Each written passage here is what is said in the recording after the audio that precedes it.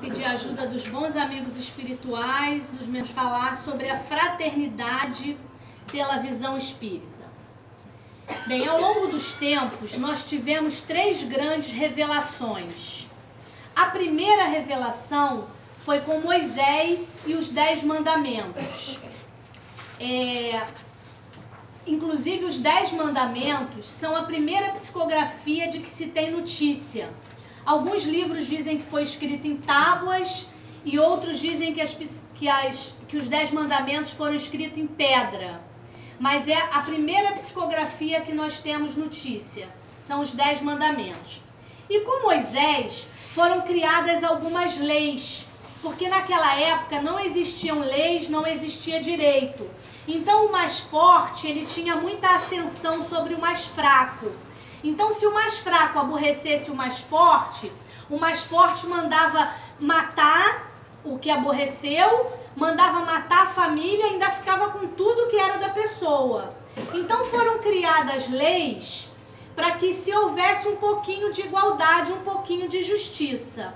Então, das leis que foram criadas, uma delas, olho por olho e dente por dente.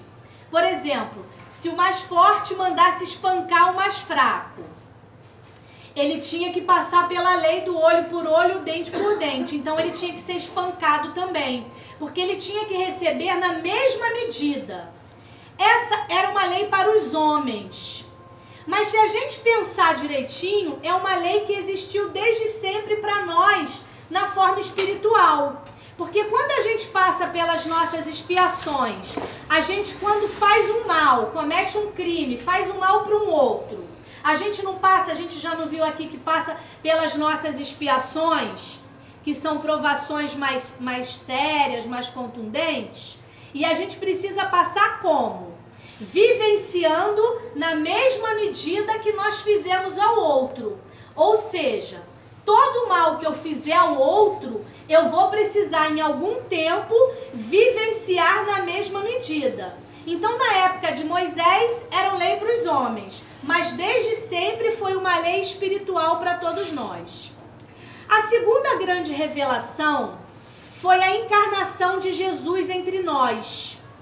Então, Jesus nasceu, encarnou entre nós para nos servir de guia e modelo, foi nosso exemplo, e de muitos dos ensinamentos de Jesus, o mais importante, o mais contundente, foi amai-vos uns aos outros como eu vos amei, que foi tema da nossa palestra da semana passada.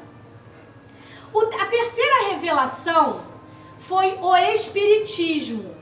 Muitas pessoas acham que o Espiritismo foi criado por Kardec, e não é verdade.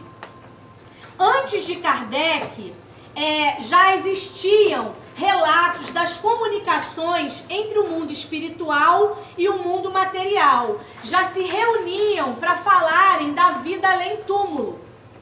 Então não foi Kardec quem criou o Espiritismo. O que o Kardec fez foi dar nome a esta doutrina, que é uma doutrina científica, filosófica e religiosa. Então ele deu o nome de Espiritismo, pegou os evangelhos de Jesus, nos explicou o evangelho, porque os livros sagrados, eles eram muito escritos por parábolas, de formas figuradas, porque era para o entendimento da época. Então Kardec reorganizou essas ideias dos livros sagrados para nós e através de perguntas para os espíritos, perguntas e respostas, pontuou toda a nossa vida material e espiritual. Então, nas obras básicas de Kardec, nós temos todas as perguntas e respostas para as nossas vidas material e espiritual.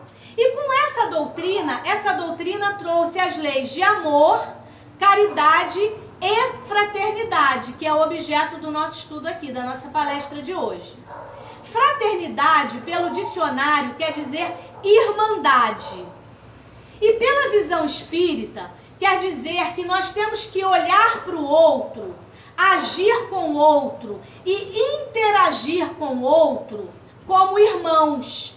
Porque de fato o somos. Somos filhos do mesmo Pai Criador. Somos filhos de um só Criador. Então somos todos irmãos, queiramos nós ou não. Somos todos irmãos.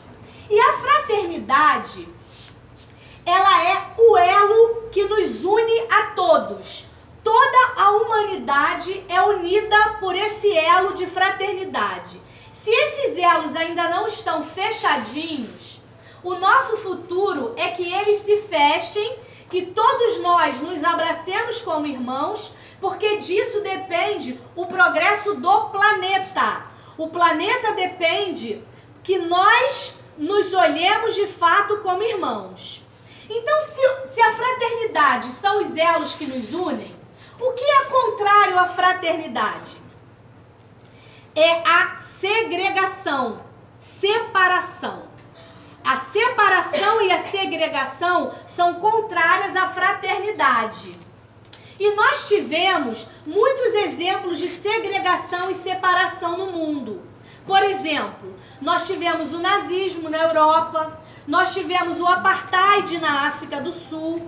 O apartheid era um movimento onde os brancos no poder determinavam onde os negros poderiam frequentar, supermercado, igrejas, o que fosse, farmácias e até lugar nos ônibus. Era um movimento de segregação, de separação. Mas o que é que nos define? É a nossa nacionalidade? É a língua que a gente fala? É o poder que a gente tem? O dinheiro?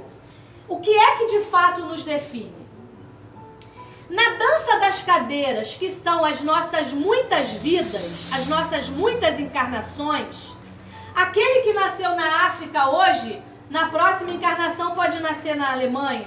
O que nasceu na Alemanha, depois nasce na Síria. O que nasceu na Síria, no Brasil. Então, ao longo das nossas muitas vidas, nós já vivemos em vários países diferentes, já tivemos diversas tonalidades de pele, já falamos muitas línguas, já experimentamos várias classes sociais e financeiras. Então, é uma grande bobagem essa separação por nacionalidade, por língua, porque cada hora a gente está numa condição. O que a gente precisa aprender é a vivermos como espíritos que somos. Espíritos imortais que nós somos. Nós temos que parar de viver como corpos e vivermos como espíritos. Porque quando a gente aprender a viver como espírito, a gente não vai mais fazer separação e a fraternidade vai ser possível. E o que é contrário também à fraternidade? É a intolerância. A intolerância ela é totalmente contrária à união e à fraternidade. E nós temos vários exemplos de intolerância. Nós temos, por exemplo, a intolerância religiosa. Homens que se matam, homens bombas que se explodem inocentes, porque o outro não comunga da mesma ideia religiosa. O outro não tem a mesma religião que eu. Então eu vou matar porque ele não tem a mesma religião que eu. E imagina que muitas pessoas estão dentro de religiões e não têm a menor ascensão moral, a menor ascensão espiritual, intelectual. Porque não é a religião que nos faz. O que nos faz são os nossos pensamentos e o nosso comportamento, as nossas atitudes. Nós temos intolerância, por exemplo, política. Nós estamos vivendo um momento no país que é uma intolerância política tão grande que quem não é a favor do governo está torcendo tanto pro governo não dar certo que não parece nem que nós estamos no mesmo barco. As pessoas estão torcendo contra e se o barco afundar, afunda todo mundo. Se as pessoas usassem essa força, essa rigidez para falar em nome de Jesus, para falar dos ensinamentos de Jesus, nós viveríamos num país muito melhor. É porque é tanta força, né? Todo mundo torcendo tão contra e no final todos nós, se afundar, morremos afogados. Então nós temos intolerância cultural, nós temos intolerância de opção sexual, nós temos intolerância no trânsito. Quantas tragédias acontecem no trânsito por intolerância, por uma bobagem às vezes, né? Nós temos intolerância dentro de casa. Como nós temos intolerância dentro de casa? Foi feito um estudo para ver qual era o principal motivo de intolerância entre os casais. Aí vem logo na cabeça que o maior motivo é a infidelidade, né? Lá no topo vai estar a infidelidade. Mas pasmem, o maior motivo de intolerância entre os casais era como apertavam o tubinho de pasta de dente. Que um apertava mais embaixo, o outro no meio, o outro em cima, o outro torcia. Imagina o que é isso, um casal se desentender porque é isso. E Emmanuel diz pra gente que a intolerância é uma aflição maligna que nós temos que extirpar, tirar de nós. Nós temos que fazer de tudo para tirar a intolerância do nosso coração. E ele mandou que nós examinássemos o nosso íntimo, porque todos nós somos intolerantes. Uns um pouco mais, outros um pouco menos, mas todos somos intolerantes. E essa aflição maligna, ela só faz mal a nós e vai espalhando por todo o povo, por toda a humanidade. Mas lá não está lá no Evangelho de Jesus que bem-aventurados, lá nas bem-aventuranças não está escrito assim: bem-aventurados os aflitos, porque eles serão consolados? Então, se a intolerância é uma aflição, como nos diz Emmanuel, nós vamos ser consolados dessa aflição? Não. Nós seremos consolados das aflições que são resultados do nosso cumprimento, do cumprimento dos nossos deveres. Dessas aflições, nós seremos consolados. As aflições que nos surgem pela intolerância, essas aflições precisam ser educadas, porque elas nascem das duas maiores mazelas que o ser humano ainda experimenta, que são o orgulho e o egoísmo. Então nós precisamos extirpar essa aflição, que é a intolerância, para o bem coletivo, porque para a cura do planeta, para o progresso do planeta, depende a nossa fraternidade. E um outro motivo, agora só um parêntese, gente, tolerar não é concordar. Nós não concordamos com os homens bomba. Ninguém concorda com os homens bomba. Mas a gente procura não julgar. Por quê? Os homens bombas, eles têm, desde criança, uma cultura de que se eles se explodirem e explodirem os que não concordam, os que não adoram a Alá, por exemplo, que é como eles chamam Deus, eles crescem acreditando que se eles fizerem isso, eles vão despertar no paraíso. Para os homens, por exemplo, você vai despertar no paraíso com 10 mulheres lindas. Você vai ser muito feliz lá. Então a gente não pode julgar porque isso é uma cultura. Eles crescem com essa cultura, mas nem por isso a gente vai concordar. Então tolerar não é concordar. A gente tem que procurar não julgar. E o julgar é outro aspecto que é contrário à tolerância, contrário à fraternidade, o julgar.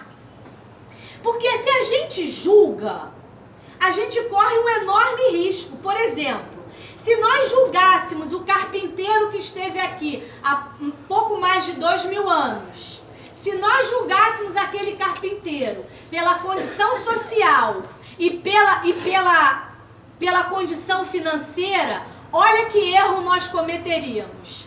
Jesus, que poderia ter nascido num castelo com muito poder e muito dinheiro, e escolheu nascer na manjedoura, filho de um simples carpinteiro, e se tornar como profissional um carpinteiro também. Então imagina julgar a Jesus, que foi o espírito mais perfeito e mais puro que esteve entre nós. E quando a gente julga, cada um tem a sua verdade. Uma mesma história tem muitos pontos de vista diferentes. Se nós colocarmos para fazer a obra de uma sala, um arquiteto, um decorador, um construtor, cada um vai ter um ponto de vista diferente. E para tudo na vida, cada um de nós é resultado das suas vivências. Eu sou resultado, a minha experiência, o que eu acho, o meu ponto de vista, é segundo tudo que eu vivi nas minhas muitas vidas. O outro é a mesma coisa. Então como é que eu vou julgar o outro se eu não sei qual é a experiência que ele traz? Se eu não sei o que ele viveu na outra vida dele? Julgar, para nós, é quase sempre um julgamento errado. Porque a gente não conhece a verdade do outro. A gente conhece a nossa. E a gente sempre acha que está certo, né? Só que muitas das vezes, quase sempre, não estamos. Por exemplo, quando levaram a mulher adúltera para Jesus, naquela época a mulher adúltera era apedrejada até a morte. Aí levaram a mulher adúltera para Jesus. Ah, Jesus, olha, isso aqui, ela tem que ser apedrejada até a morte porque ela cometeu adultério. Aí Jesus falou, é a lei, né? A lei é que se apedreje até a morte, né? Mas aí Jesus abaixou e começou a escrever na areia. Isso nos diz Emmanuel. Jesus começou a escrever assim, ó, ladrão, matador. Ou seja, aqueles que estavam julgando a mulher adúltera, um deles era ladrão, um era matador, cometeram erros muito mais graves. E o que Jesus falou para a mulher adúltera? Jesus não julgou, Jesus falou assim, ó, vá e não peque mais, não erre mais. Então, julgar é sempre muito difícil, porque cada um tem a sua verdade. E um dia perguntaram a Chico Xavier uma situação que ele tenha vivido de fraternidade. E aí Chico contou que quando o irmão dele, José, morreu ainda jovem, a esposa dele, que Chico tinha como uma irmã também, desencadeou um problema mental e precisou ser internada no manicômio. Um dos filhos deles, do José e da esposa, cunhada de Chico, era paralítico. Então a mãe foi internada no manicômio e o menino chorava muito com falta da mãe, sentia muita falta da mãe. E aí Chico foi visitar a cunhada, quando voltou, chorou muito, se sentiu muito entristecido, chorava copiosamente. E aí Emmanuel, que foi o guia espiritual de Chico Xavier, falou com ele, Chico, por que é que você está chorando? Ele falou, eu estou chorando porque eu estou com muita pena da minha cunhada e com muita pena do filho dela, meu sobrinho, que está chorando aqui sentindo falta da mãe. Eu estou com muita dó deles. Eu estou com muita pena da minha cunhada que já perdeu o marido e agora ainda vai enfrentar esse problema mental no manicômio. E aí Emmanuel falou para Chico, Chico, nós estamos aqui num planeta que é um tribunal. Você quer rasgar a sentença, Chico? Ou seja, a cunhada estava passando por suas expiações. Por quê? Nesse mundo que nós vivemos, nesse planeta, existem injustiças, mas não existem injustiçados. As injustiças são cometidas, mas não há injustiçados. Ninguém é injustiçado. Tudo que nós passamos concorre para nosso crescimento, para nosso aprimoramento. E quando essas provações são mais difíceis, são expiações, são resultado dos nossos atos lá atrás. Então há de se ter muita força e muita fé para passar por eles. Porque é fato, e isso também o Espiritismo, essa doutrina maravilhosa nos diz. Tudo passa. Qualquer dor passa. Qualquer problema passa. Então Emmanuel perguntou se Chico queria rasgar a sentença. Chico falou não. Aí Emmanuel falou, mas Chico, lá nesse lugar você já foi outras vezes e nunca voltou chorando dessa forma. Por que é que dessa vez você está chorando tanto? Você acha, porque tem outras 200 e tantas pessoas passando o mesmo problema que a sua cunhada. Você acha por acaso que a dor do Xavier é maior do que a dor dos Ferreira, dos Silva, dos Souza, dos Machado, dos Araújo? Não, Chico, a dor de todas é igual. Por que você quer privilégios? Faça o seguinte, haja com fraternidade e dê ao menino a atenção que ele precisa. Faça o lugar do pai e o lugar da mãe quando ele estiver necessitado. E assim, logicamente, Chico fez. Então, para terminar, que nós tenhamos a consciência da nossa irmandade. Que nós façamos, como nos diz a música de Francisco de Assis, a oração, melhor dizendo, de Francisco de Assis, é compreender mais do que sermos compreendidos, amar mais do que sermos amados, do que somos amados. Então, que a gente possa, devagarinho, gente, não é da noite para o dia. Ninguém dorme de um jeito e acorda completamente modificado. Isso é um exercício diário. Nós precisamos fazer essa força para estreitar esses elos que nos unem na fraternidade para o bem de todos, para que nós possamos receber esse planeta de regeneração que está próximo, né, para nós recebermos todos com felicidade e com saúde espiritual, que a gente possa de fato vivenciar a fraternidade. Muita paz para todos.